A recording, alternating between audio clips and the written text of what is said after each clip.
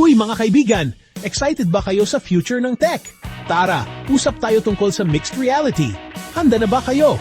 Isipin nyo, may suot kayong salamin tapos biglang pwede na kayong maglaro ng video game sa sala nyo.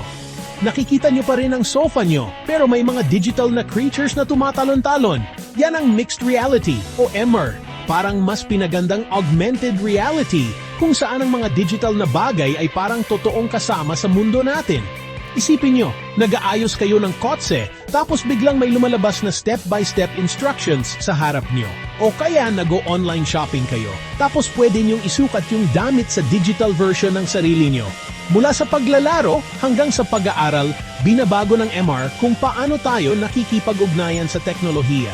Hindi lang yan basta nakikita, pwede mo ring hawakan at galawin ang mga digital na bagay.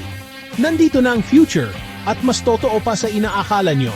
Manatiling mausisa at abangan ang iba pang mga kamangha-manghang teknolohiya.